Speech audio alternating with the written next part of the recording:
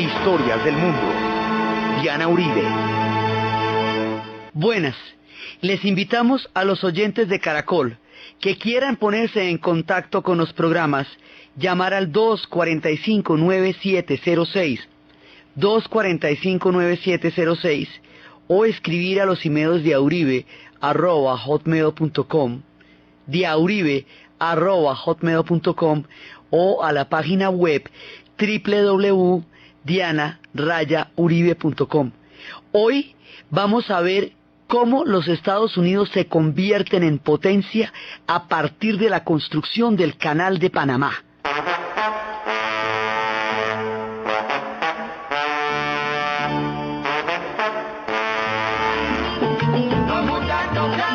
La vez pasada estábamos empezando a ver cómo era el tema de la construcción del Canal de Panamá y cómo eso se entiende es desde la geopolítica grandota. Si usted empieza a ver las bases como punticos que van apareciendo en el Caribe y que van apareciendo en el Pacífico, usted entiende que lo que se necesita es juntarlos a través de un canal interoceánico.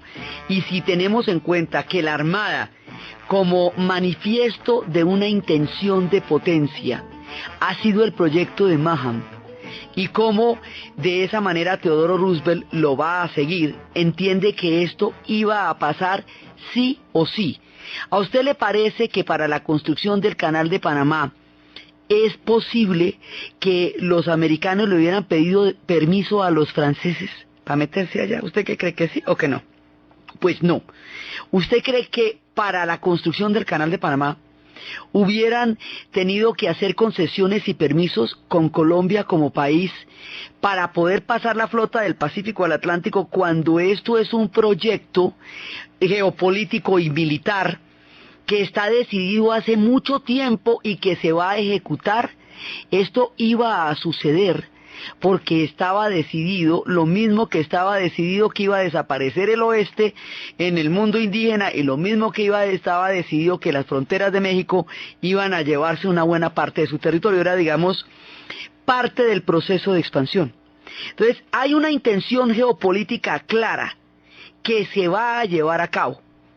Y la vez pasada habíamos visto cómo los franceses se habían atravesado como una especie de piedra en el zapato, como un huesito en la garganta, en esta tremenda intención, pero cómo la compañía francesa va a enfrentar semejante horror, todo lo que les va a pasar, la fiebre amarilla, la muerte de los 22.000 trabajadores, la quiebra financiera, los bancos que no prestan, como todo va a salirles mal. Lesseps queda desprestigiado ante los franceses, hasta sale untado el mismo Eiffel, el de la Torre Eiffel, porque el sistema de esclusas, las puertas, las compuertas los había ideado Eiffel.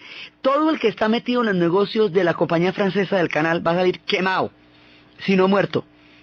Entonces, como al final, cuando ya todo esto está completamente desbaratado, cuando todo ha fracasado, empieza la manera como los Estados Unidos ya hacen efectivo la intención de meterse a construir el canal. Entonces, primero, le compran a los franceses las obras tal y como las tengan. Deje así, lo que tenga ahí, démelo, yo se lo compro.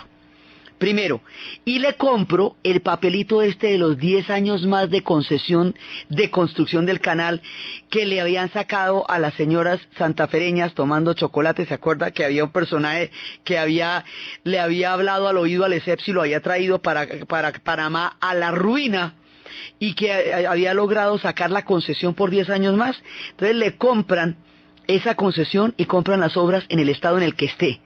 No le hace. Y empiezan la construcción. Ahí es cuando se nos va a armar un lío político muy grande. Resulta que por un lado está la voluntad imperial de Teodoro Roosevelt, este personaje que estábamos viendo como el surgimiento de los halcones. Y el hombre va a hacer el canal y el hombre se va a expandir y a ver. Pero resulta que hay 40 millones de dólares, que es lo que pagan para los derechos por los derechos de los franceses y por la concesión. Esos 40 millones de dólares no aparecen. Y como el que hizo toda esa vuelta, digamos, el que avaló todo eso es Theodore Roosevelt, eso le cae a Theodore Roosevelt.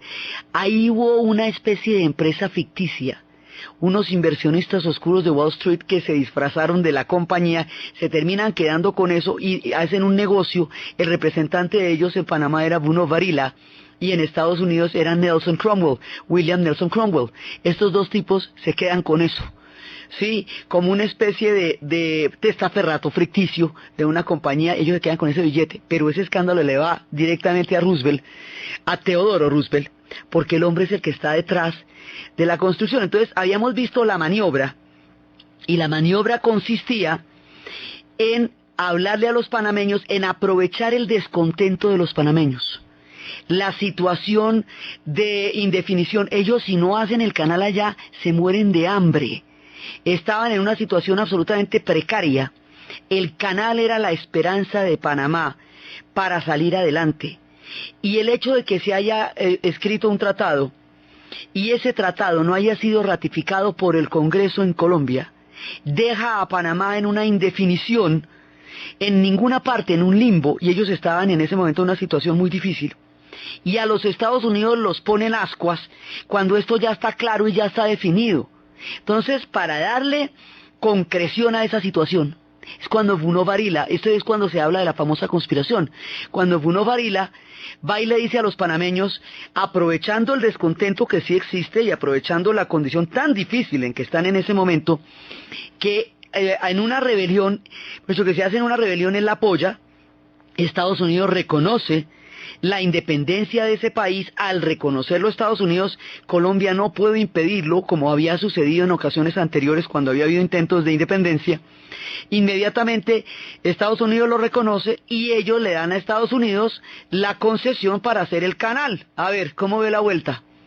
Entonces, efectivamente coincide los intereses que en ese momento estaban haciendo los americanos para entrar ya en posesión completa del canal, con la situación que tenían los panameños de indefinición, con el momento en que en Colombia no se estaba dimensionando el tamaño de lo que significaba el canal de Panamá. Eso ya lo tenían claro los europeos. Después del canal de Suez, ya quedaba claro que el siguiente era Panamá. Pero aquí todavía no había una conciencia clara de el peso geopolítico que tenía el tema. Entonces la manera es como hacen un golpe de mano. Por eso se habla de la conspiración. Y hay tanta especulación sobre ese tema, porque se junta el hambre con la gana de comer. La situación desesperada de los panameños, con los intereses claros de Estados Unidos de tener un control total sobre el canal. Entonces, para eso, le presentan un tratado ya hecho, y ese tratado compromete severísimamente la soberanía de Panamá. Bruno Varila le dice, fírmeme esto. Deme poderes plenipotenciarios, poderes totales, y yo negocio y hacemos, pero fírmeme aquí ya. Entonces cuando lo firman ya, pues en el momento en que los panameños se pellizcan y dicen negociemos, ya que ya eso ya está, si no me lo das cogido lo tengo ahí. Entonces en ese momento ellos sí efectivamente se independizan, pero quedan comprometidos hasta los huesos con la construcción del canal. Eso queda, digamos, completamente empeñado en mucha medida, por un lado. Entonces, ya entran en la construcción misma del canal, y esto sucede en un lapso como de 3 días. A Theodore Roosevelt se le va a armar un lío por esto, porque después hay sectores que dicen, un momentico, ¿cómo fue la maniobra que ustedes hicieron en Panamá, que incentivaron una rebelión, que montaron ahí una película? ¿Cómo así? ¿Y dónde es el billete? Y empiezan a perseguir a Theodore Roosevelt, y el único tipo que podía ser más bravo que Theodore Roosevelt, que era más tremendo que Theodore Roosevelt, era Pulitzer. ¿Se acuerdan cómo vimos que era Pulitzer de tremendísimo? Pues se la va a montar, y se la va a montar a Roosevelt, pero completamente. Entonces la manera es, ¿qué se hizo esa plata? ¿Usted por qué auspició eso? Y de ahí eso se le va a volver un cadáver en el closet que se lo sacan cada ratico. Theodore Roosevelt se va a presentar en 2 elecciones consecutivas, lo van a reelegir, y luego viene el tercer periodo, que es cuando va a ganar Taft, un republicano. Pero cuando se presenta a las elecciones del tercer periodo, en ese momento a Theodore Roosevelt le sacan este escándalo, Y el hombre no, digamos, no logra salir adelante del escándalo y Pulitzer lo persigue y lo persigue y lo persigue. Y él le va a montar una demanda a Pulitzer. Pero Pulitzer, como él es un vivo, el hombre ya sabe de qué va todo, tiene gente investigando en Bogotá, tiene gente investigando en Panamá, y descubre cómo era toda la vuelta y se la va a botar a Teodoro Roosevelt. Y se la va a botar una y otra vez, y en ese momento Teodoro Roosevelt lo demanda. El hombre sabe que lo van a demandar, y ya deja de ser un problema de los 40 millones, ya deja de ser un problema del hecho mismo para convertirse en un problema de si puede un presidente demandar a un periodista por cuestionar sus acciones. Y ahí ya nos metemos con un tema delicadísimo, que es la libertad de prensa en Estados Unidos. Y Pulitzer es el adalid de eso, como ya lo vimos. Así que Pulitzer se viene con todos los hierros, y una y otra vez. Entonces esto persigue a Teodoro Roosevelt como un fantasma. Y en una ocasión, cuando estaba en una conferencia en una universidad, le preguntaron otra vez por el temita que ya lo tenía seco. Y el hombre dijo, mire, yo en realidad no hice eso. Me aproveché de unas circunstancias que se me parecieron propicias. Y digamos, me monté como en la historia, pero yo no fui el que la generó. O sea, todo este tema de Bruno Varila y todo eso, y Nelson Wilson, todo eso lo habían hecho ellos. Roosevelt lo que hizo fue partir, Teodoro parte la papaya, ¿me entiendes? O sea, se la pusieron y el hombre la partió, así. Pero él no fue el que la generó. Para querer decir esto, para querer manifestar que él lo que hizo fue tomar ventaja de una situación dada que él no generó, pero que le resultaba favorable, le salió la siguiente frasecita: yo tomé la oportunidad, ¿no? Took es en un sentido de tomar, no solamente de agarrar, sino como de aprovechar también un chance, ¿no? Yo tomé la oportunidad de hacer ese canal, pero no lo dijo así.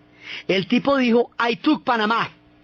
Y ahí se le vino todo, o sea, yo me tomé a Panamá.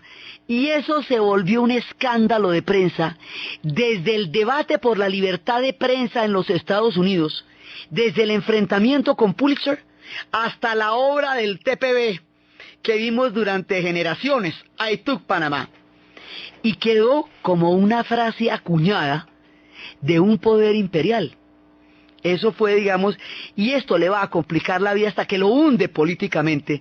Por eso el día que finalmente se inaugura el canal, cuando se hace el primer viaje, el hombre no está invitado, porque ya ha sucumbido al escándalo político que le supuso el haberse agarrado con Pulitzer por el derecho que tiene un periodista a cuestionar a un presidente, sea cual sea, digamos, su dignidad histórica, por los cargos y por las acciones que hace frente a su pueblo. Estas dos cosas son parte de la cultura norteamericana. Por un lado hay un poder imperial y una decisión, y por el otro lado hay una defensa de la libertad de prensa que llega hasta aquí y llegará en el futuro hasta la Casa Blanca de nuevo en tiempos del Watergate. Digamos, el tema de la prensa de ellos es una cosa muy clara, y Pulitzer es parte de lo que hace que la prensa sea lo que ha llegado a ser en la historia de ellos, es decir, también un vigía de las acciones de ellos frente a su propio pueblo. Entonces ya está listo, digamos, ya se ha solucionado todo esto. Ahora hay que empezar ya a crear el canal, que era lo que estábamos haciendo. La independencia de Panamá, o sea, la construcción del canal y la decisión de los Estados Unidos hace que Panamá se convierta en un país y que efectivamente se construye el canal, y que a partir de ahí los panameños se vayan a sentir que han nacido como nación, porque es a partir de esta coyuntura que existe ese país llamado Panamá. Panamá se convierte en nación, con una soberanía delicadísimamente empeñada, pero se convierte en nación. Estados Unidos se convierte en potencia, porque ya logró cruzar los dos mares, el Atlántico y el Pacífico, y empieza a montar todo su proyecto. Y Colombia queda con una sensación de terrible frustración histórica. La pérdida de Panamá va a generar en la conciencia colectiva del pueblo colombiano una sensación de haber perdido una oportunidad única. de haber tenido parte en la posibilidad de un canal interoceánico, de haber perdido a Panamá, una sensación de proyecto fallido, de algo que hubiera podido ser y no fue. Eso produce una herida profunda en el imaginario colectivo de los colombianos. Y por eso la historia de Panamá se siente como una amputación, como una pérdida, como un dolor muy grande. 30 años de paz vendrán después de eso, la gente queda atónita. Entonces, este mismo hecho es visto de una manera totalmente distinta según usted donde se pare. Si usted viene de los Estados Unidos, esto era lo que faltaba para convertirse en potencia. Y eso es lo que los proyecta a ellos en el escenario internacional. Si usted está desde el punto de vista panameño, era lo que ellos necesitaban porque su situación en ese momento era realmente grave. Colombia no parecía ofrecer una solución, al contrario, parecía estar bloqueando soluciones para Panamá.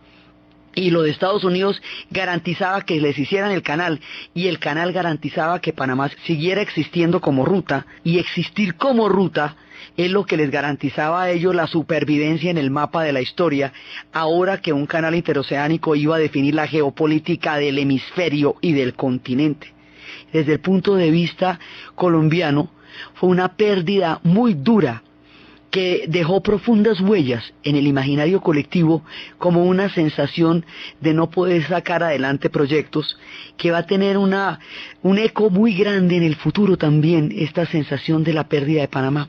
Desde el punto de vista geopolítico, esto era una decisión tomada. Lo que se hubiera necesitado para ejecutarla se habría hecho.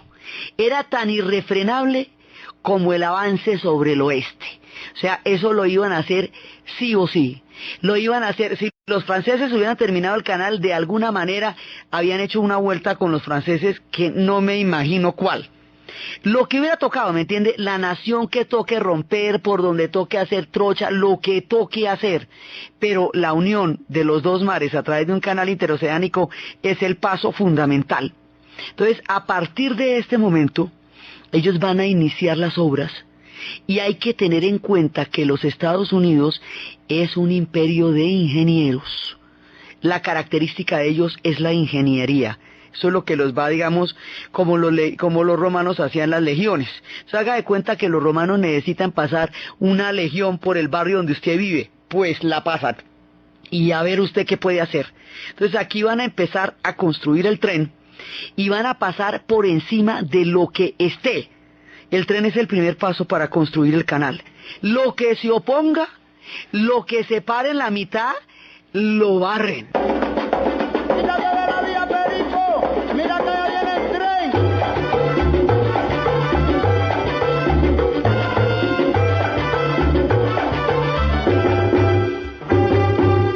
Así que va a pasar el tren, y después del tren el canal. Y toca quitarse de la vía porque así pasó con los indios y con los mexicanos, así pasó.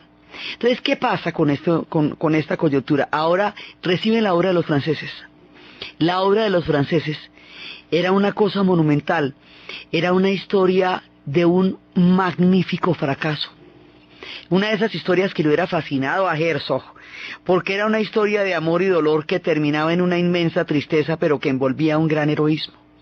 Ellos ya tenían la idea de las esclusas, ya tenían la idea de las puertas, pero todo les salió mal, las inversiones y la fiebre amarilla. Entonces ahora los americanos parten de donde los franceses dejaron la cosa y arrancan.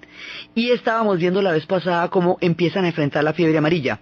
Como Finlay, el médico cubano, había escrito un artículo acerca de la transmisión por medio de un mosco de la fiebre amarilla, pero no le dan parabolas, sino hasta cuando llega la guerra de independencia de Cuba con España, que se van a enfrentar por primera vez a la fiebre amarilla en territorio cubano. Ahora empiezan a ver, primero como no sabíamos cómo se transmitía, y al principio por eso se hizo la prueba de los médicos que dormían con la ropa infectada a ver si era eso, y después ven que el agente transmisor es un mosquito. Los franceses en los hospitales tenían matas lindas de colores hermosos para que los hospitales tuvieran un bonito ambiente. esas matas eran criaderos de moscos, ellos no solo lo sabían, donde se reproducía la fiebre amarilla, por eso los pacientes llegaban con una pata rota y salían con fiebre amarilla. Y la fiebre amarilla se vuelve el terror de todos. Entonces, cuando ya encuentran que el agente transmisor es un mosquito, lo pueden aislar. En ese momento, Georgias, que era el médico que habíamos hablado la vez pasada, fumiga todo. Todo es todo, y suprime todos los pocitos de agua, el vasito de agua lo bota todo el día, tanto que llega al extremo de pedir que diariamente cambien el agua de la pila bautismal de las iglesias. No va y se haga un mosquito ahí y lleve la fiebre amarilla. Después de que fumigan absolutamente todo, hasta la biosfera, hasta la atmósfera, todo lo fumigan. Ahí vencen la fiebre amarilla, porque no se podía hacer una obra, no importaba cuánto fuera lo que se había decidido hacer, si no lograban combatir la fiebre amarilla, primero. Segundo, hay un desnivel en el terreno muy grande, entonces, que es el monte de la Culebrilla, porque el canal del Suez es plano, y es en el desierto, esto es en la montaña. Entonces destazan la montaña, simplemente así, la rebanan como si fuera un queso para aplanar el terreno. Y así pueden nivelar. Como hay diferentes alturas entre las aguas, se inventan el sistema de esclusas, que ya lo tenían los franceses. Ellos lo perfeccionan, los americanos lo perfeccionan, y le van a meter acero. Y el acero lo produce Pittsburgh. Y Pittsburgh es la capital del acero, así que aquí hay recursos ilimitados. La diferencia entre la compañía francesa y los norteamericanos es que la compañía francesa era una compañía privada que necesitaba financiarse y tenía fines comerciales. Esto es un proyecto de Estado con fines militares que tiene todos los recursos que hagan falta. No hay límites, y de ahí en adelante la fuerza ilimitada de los recursos será una de las características con las cuales ellos participen tanto en los proyectos como en las guerras, y hace que puedan continuar mucho tiempo detrás de un proyecto, lo que toque. Entonces el acero viene de Pittsburgh, ya empiezan a organizar todas las obras, y empiezan a hacer una obra que va a ser una de las más grandes obras que se haya construido. El canal de Panamá les va a quedar para la eternidad, digamos. Es una cosa impresionante lo que es el canal, la manera como suben las aguas. El lago Gatún está en la mitad. Era el Cerro de la Culebrilla, era el lago Gatún, y era el nivel del terreno. Entonces ahora aprovechan el lago y hacen una represa, destazan el cerro y hacen un sistema en el cual se llena una esclusa para que el barco pase, luego se desocupa y pasa a la siguiente, luego se desocupa y pasa a la siguiente. Así es que funciona. Entonces están por un lado en Ciudad de Panamá y las otras esclusas están en Colón, y ahí está el Atlántico y ahí está el Pacífico. Los barcos duraban 9 horas pasando, y así es que logran comunicar los dos océanos en una obra de ingeniería absolutamente colosal, de las más grandes. Por eso les digo, esta gente es ingenieros, son ingenieros. Esa es la característica de la manera como ellos van a hacer su presencia en este nuevo contexto del mundo. Cuando se hace el canal llega muchísima gente a trabajar. Entonces, por un lado, es lo heroico del canal, lo fastuoso y lo impresionante del prodigio de ingeniería que hicieron los americanos, lo brillante que había sido el planteamiento de los franceses, pero que había quedado en mitad de camino por todo lo que les había pasado. Cómo esto proyecta a los Estados Unidos como potencia, cómo se conquista la batalla contra la fiebre amarilla. Existe en Ciudad de Panamá un monumento maravilloso al equipo de médicos que empeñó toda su vida y su fuerza para derrotar la fiebre amarilla. Y hoy por hoy, para viajar a muchas partes, se necesita la vacuna de la fiebre amarilla. Eso de todas maneras es una cosa que siempre hay que tener en cuenta. Entonces, logran hacer todas estas cosas, montan el super canal, deciden la suerte de toda Centroamérica, porque de ahí para adelante todas esas tierras van a ser de las compañías bananeras, de la United Fruit Company. Centroamérica queda totalmente interferida por esta decisión histórica del canal. Ellos se convierten en potencia, y con la llegada del canal va a llegar muchísima mano de obra de todas partes. Una gran cantidad de mano de obra va a llegar de Jamaica. Miles de jamaiquinos van a llegar a trabajar con sus manos y con su fe en la construcción del Canal de Panamá. Down the way where the nights are gay and the sun shines daily on the mountain top, I took a trip on a sailing ship, and when I reached Jamaica, I made a stop. Un empuje muy grande, los jamaiquinos van en grandes y grandes cantidades, van a sufrir, van a construir el canal, pero aquí va a pasar una cosa muy complicada.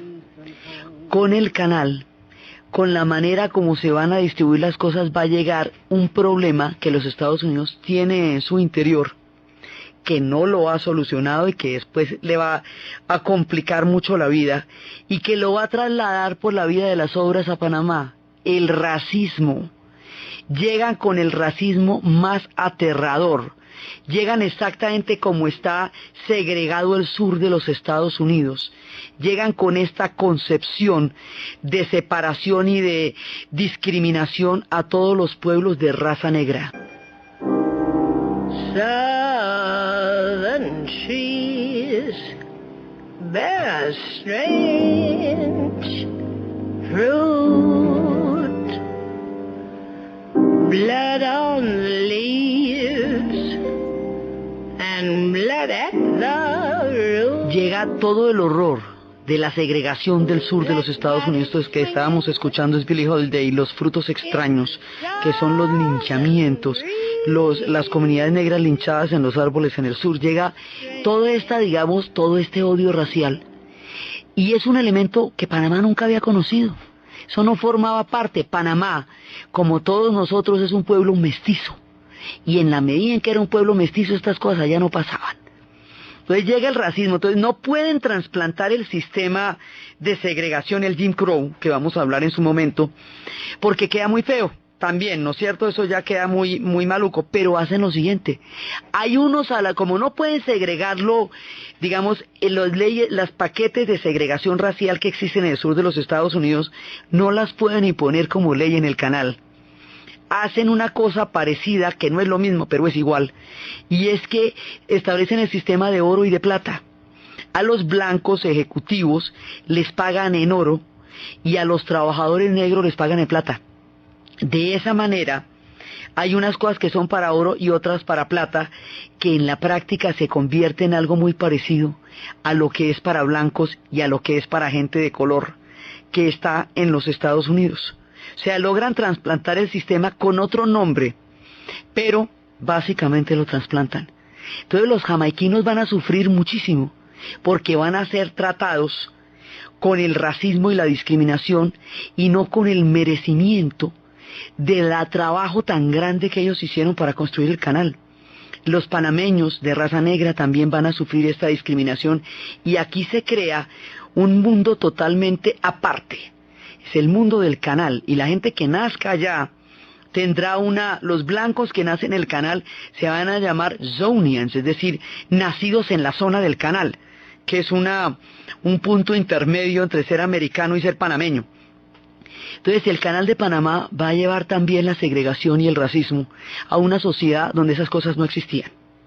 Los va a convertir en un país cuando antes no lo eran. O sea, todo esto está pasando al tiempo alrededor del canal de Panamá, y ellos habían solucionado todo a través del tren. Pudieron sacar la tierra que antes los franceses tenían que sacar en carretillas. Ellos hacen el ferrocarril y con eso no tienen problema. A través de las esclusas solucionan el problema de cómo pasa el agua, y finalmente terminan construyendo este canal. Theodore Roosevelt no va a estar allí para presenciarlo por todo lo que hemos visto, pero ya se ha dado el paso histórico de meter a los Estados Unidos en el escenario mundial, en este voraz contexto que estábamos viendo de cómo Alemania quería hacer presencia en África como en el Pacífico, de cómo Japón se estaba modernizando y estaba entrando en un proceso de expansión, de cómo Inglaterra sigue manejando los mares y se va a meter con China hasta despedazarla, de cómo Francia está entrando en todas partes. Le va a pasar a Panamá lo que le pasó a los egipcios. Cuando se hizo el canal del Suez, era con capital francés y con capital egipcio. Los egipcios no tenían dinero para poder equiparar su capacidad económica con la de los franceses. Así que Inglaterra le va a comprar a los egipcios, digamos, su parte, o le va a financiar a los egipcios su parte, de donde el canal del Suez queda siendo de los franceses y de los británicos, no de los egipcios. Por eso la nacionalización del canal del Suez va a ser una cosa tan complicada en las épocas de Nasser en el futuro.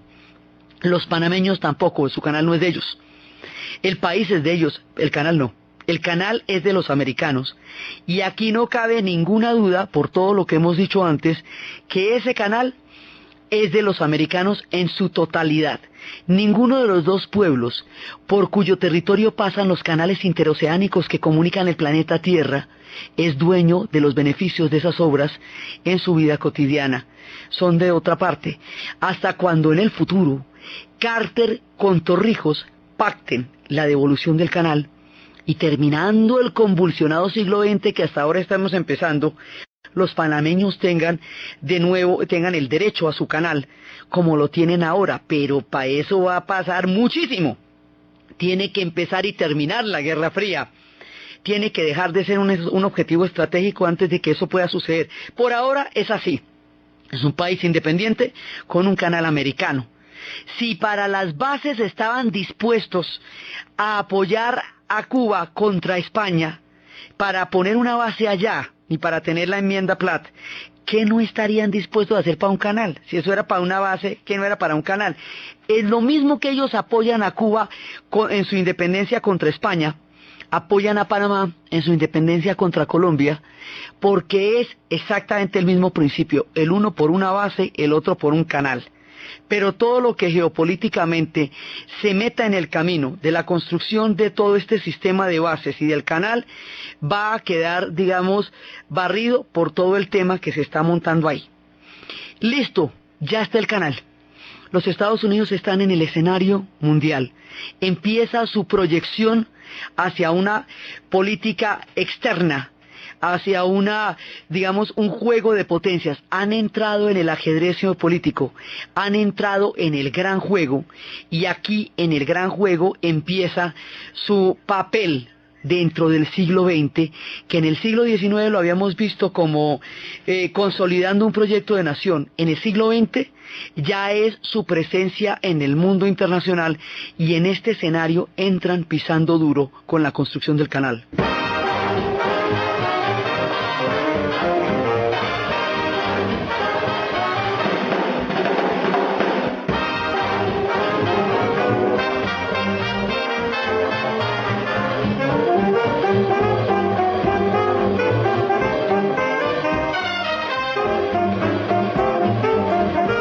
Mientras tanto, en el país de Estados Unidos, ya trazando las fronteras internacionales, se acabó la frontera, ya no hay más para dónde extenderse.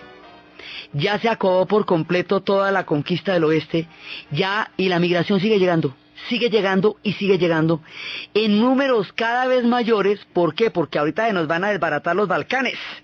Las 3 guerras balcánicas anteriores a la Primera Guerra Mundial hacen que una gran cantidad de gente del antiguo Imperio Austrohúngaro salga, porque eso se va poniendo más grave. Europa se va complicando hasta asomarse a una guerra mundial, así que la cosa no se va a poner mejor. El hambre, la guerra, la inviabilidad de los proyectos históricos expulsa a los europeos en millones, y siguen llegando a la isla Ellis. Pero cuando llegan, ya no hay esa tremenda frontera. La frontera se resolvió con los granjeros, los farmers, triunfaron ellos. Y al triunfar, tecnificaron el campo y desarrollaron una productividad enorme. Ese granjero que usted ve con un tractor que es capaz de recorrer un territorio del tamaño de un país, ese es el farmer. Ese granjero alimenta a los Estados Unidos y alimenta a mucha gente con esa estructura agrícola que van a desarrollar ellos. La frontera del oeste se va a volver una frontera agrícola, y esa frontera agrícola va a ser fundamental en el tema de los alimentos de este proyecto, por un lado. Pero siguen llegando los europeos. ¿Dónde los van a meter? Ya no hay en dónde, se satura. Ya hay un momento en que los espacios empiezan a restringirse. Entonces los europeos van a empezar a formar pequeños barrios.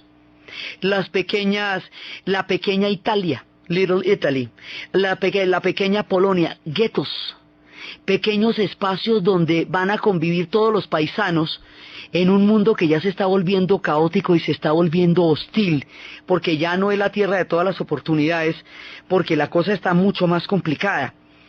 Esos guetos van a formar maneras de defenderse de un medio muy hostil. En uno de esos guetos es donde iría Vito Andolino, según la narración de Mario Puzo, que después se llamaría Por la aldea donde vino Michael Corleone, y que empieza siendo un hombre que defiende a sus paisanos de la agresión de un medio que les es duro y que les es difícil, digamos, van originándose eso, y empieza a crearse una situación en Estados Unidos. Cada vez que una migración llega, se asienta, se consolida, va a discriminar a la siguiente oleada de migrantes que lleguen, se sienten ya dueños de un territorio y sienten que los demás invaden, cuando ellos mismos también llegaron en las mismas condiciones.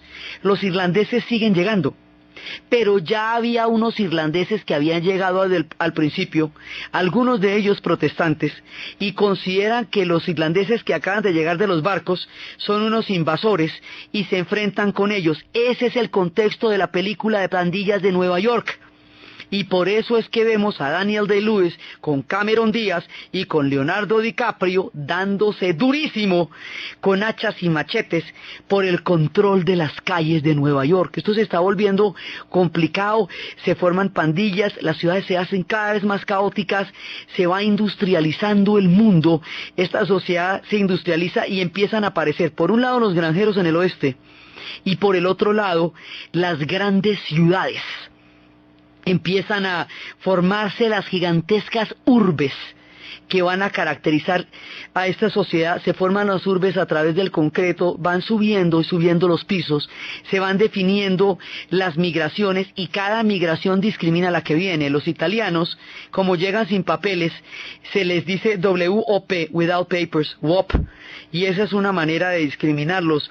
A todo el mundo le van a poner una sigla, a las comunidades negras les dicen nigger, que era la manera más terrible y peyorativa de llamarlos. A todo el mundo le van a poner un mote para segregarlo. En el futuro a nosotros nos van a decir speaks por la fonética de nuestro idioma. Así se crean, digamos, los mecanismos de segregación también se van complicando a medida que se van haciendo grandes las ciudades. Y todo esto está pasando en una sociedad que se hace cada vez más compleja, sobre las ruinas de una ciudad que va a quedar completamente incendiada, que va a recibir un incendio, porque son inseguras las ciudades, hay incendios, se están, digamos, los mecanismos para crear las grandes ciudades hasta ahora se están inventando. Entonces, en un momento dado hay grandes incendios. Hay una ciudad que después de quedar arrasada por un voraz incendio, cuando se reconstruya sobre las bases del concreto y del acero, se va a convertir en una ciudad arquetípica de un imperio de ingenieros, una de las ciudades más prodigiosas a nivel de obra de ingeniería, Chicago.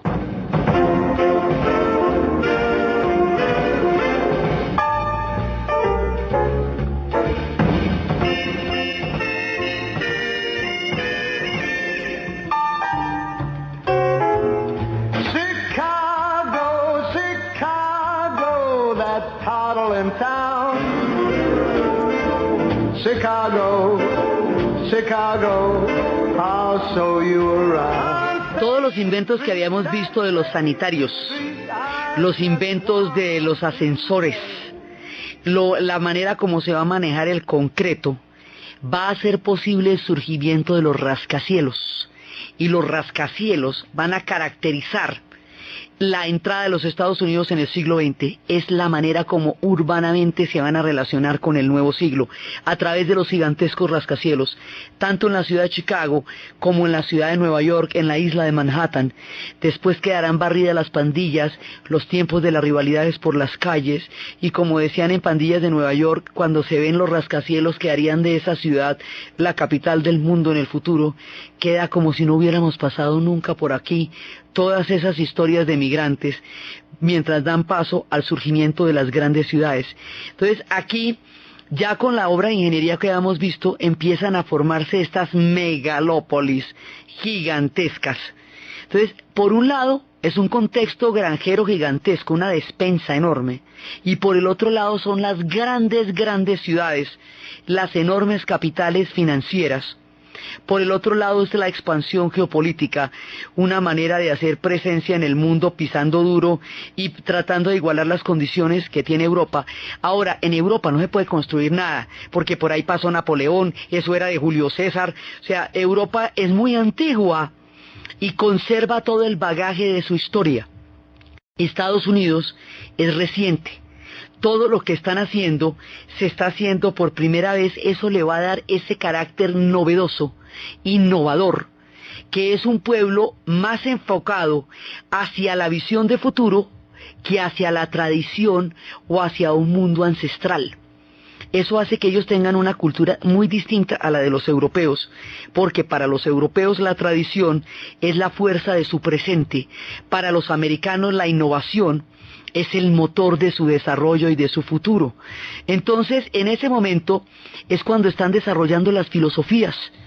Ahí cuando, por otro lado, los grandes tiburones empiezan a hacer unos monopolios completamente inescrupulosos.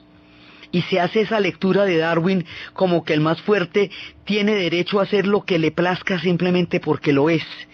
Esta filosofía del pragmatismo de la que estábamos hablando nos impone criterios éticos y nos dice la manera como se mide la fe o digamos, lo cierto o lo equivocado que esté. Una teoría es por la práctica, por los resultados que produzca. Si la gente tiene un buen comportamiento, es que los resultados de esa fe son buenos. De ahí en adelante empiezan a mirar solamente los hechos. Esto los hace muy dinámicos, les da un criterio ético particular, y es que los resultados sean armoniosos o buenos. Critican en esa medida la evolución como una oda al más fuerte, y dicen no, tiene que haber una ética, porque si usted a partir de esa teoría desarrolla una manera de imponer sobre los demás, así los resultados no son buenos. Además, la teoría de la evolución para ellos va a ser gravísima, porque si Dios no tiene plan, sino que el azar es el que se determina, entonces ¿dónde está el destino manifiesto y la voluntad divina que hacía que ellos pudieran desarrollar su nación como mejor pensaran, porque estaban con el Señor? O sea, hay todo un pensamiento que va a dar algo específico de lo que son ellos, y que los va a hacer diferentes a Europa y los va a hacer diferentes a los otros pueblos, que se consolida en esta parte del siglo XX. La innovación, la bienvenida a las ideas, ellos empiezan a creer que no hay dogmas, que todas las cosas se pueden cambiar, que a medida que la ciencia avanza todo se hace más relativo. Empiezan los astrónomos, estudian las estrellas, y a partir de estudiar las estrellas se dan cuenta que una misma estrella puede ser vista desde muchos puntos y se puede proyectar de una manera diferente, que tienen la forma como de un sombrerito, que la interpretación tiene unos márgenes de error muy grandes, y a partir de esos márgenes de error, llevando esta ley a la aplicación de la vida práctica, descubren la estadística. Entonces la estadística en realidad se trata de manejar los márgenes de error. ¿Qué porcentaje de un universo dado se comporta de tal manera y cuál no? La estadística se empieza a convertir en una ciencia de aplicación práctica a partir de la observación de las estrellas. El pragmatismo nos lleva a evaluar las cosas solamente por sus resultados. Se les critica que desconozcan los contextos cósmicos, y en el futuro, cuando se enfrenten a pueblos como los de Vietnam, pueblos ancestrales, con una cosmogonía gigantesca, no los van a entender, porque desde los resultados prácticos no pueden imaginar las grandes cosmovisiones que manejan otras civilizaciones. Pero para construir su sociedad, los ves por los resultados, y esto va a ser la manera como ellos piensen. Eso es lo que ellos llaman el utilitarismo. No es usar, sino medir a partir de resultados, sin que el proceso en sí mismo tenga relevancia. Esto va a hacer que las nuevas ideas tengan muchísima acogida en los Estados Unidos, porque al no tener dogmas, al relativizar las verdades eternas, no pretenderán como los europeos construir grandes sistemas filosóficos, sino adaptarse a los cambios. La naturaleza de su desarrollo histórico han sido las transformaciones. Están cambiando permanentemente. Y eso hace que estén absorbiendo nuevas ideas. Por eso cuando llegue el psicoanálisis, bienvenido será en Estados Unidos, mientras que en Europa el psicoanálisis va a producir un cataclismo cultural gigantesco en el momento en que el Freud plantea que el hombre no es enteramente libre, sino que es manejado por las fuerzas oscuras del inconsciente. Eso a los europeos les aterra. A los americanos les parece posible, echemos aquí a Freud también. Entonces se vuelven captadores de nuevas ideas y se vuelven gestores de grandes ciudades, y una cantidad de dinámicas se están moviendo simultáneamente dentro y fuera de este proyecto que lo está montando ya de lleno en el siglo XX. Va a haber muchísimas confrontaciones a nivel laboral. Van a empezar a surgir también los sindicatos y las grandes confrontaciones, y una sociedad muy dinámica está ebulliendo en esta parte del siglo donde ellos despegan hacia el mundo del futuro, que es el mundo del siglo XX para ellos, y que es la mezcla de todos estos elementos, del canal, de la mentalidad de las urbes, de las ciudades, de las migraciones, de las transformaciones. Todo esto nos va moldeando el carácter de la presencia de los Estados Unidos en el siglo XX y en el escenario mundial. De aquí para adelante vamos a construir cómo van a pasar los tiempos de los enfrentamientos en los inmigrantes, los tiempos de las reformas laborales, los tiempos de la prohibición del alcohol, de la Primera Guerra, todo lo que es de lleno la entrada de los Estados Unidos en el siglo XX.